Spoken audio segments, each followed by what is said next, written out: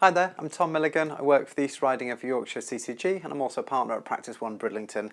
Today I'm going to give you a quick summary of medical errors and ways to avoid them. So we've noticed, as we have in all of our videos, about our current workload increasing, our longer hours, our increasing complexity. Sometimes we have that feeling of being tired in work.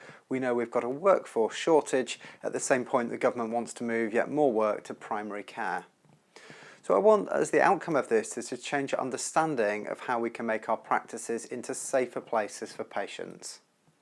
So this diagram shows medical error as a cause of death.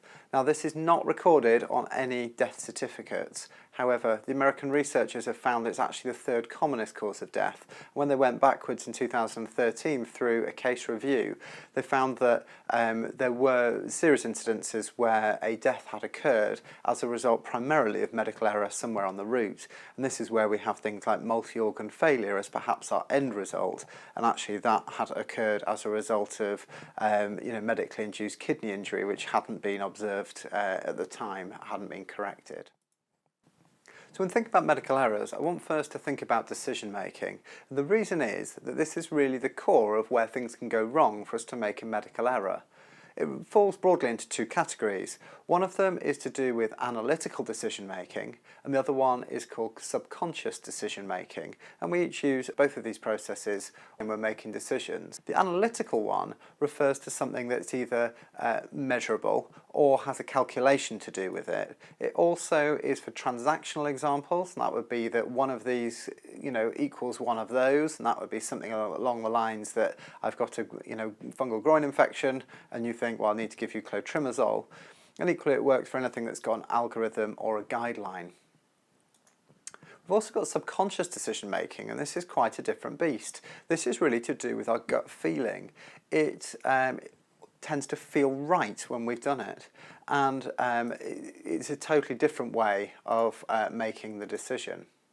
So when we break them down, the analytical decision making tends to be quite quick. We can just look things up. Google tells us.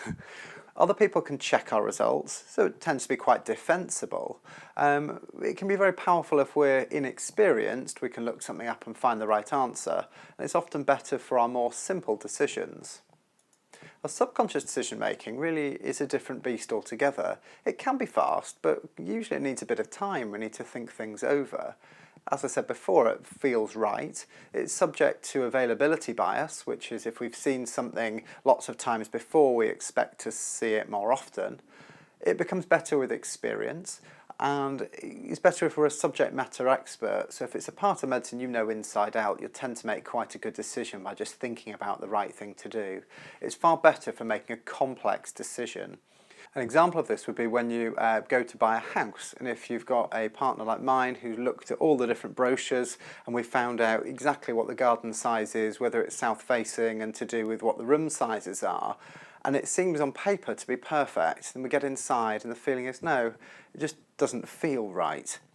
Now the moment we move into look at a house that does feel right, our brains have taken in all the information around us from what we can see, taste, smell, feel. Everything comes together into the pot and becomes our overall final judgment. And that really is a great example of a subconscious decision. Now, within subconscious decision making, this is quite a lot of what we do in practice.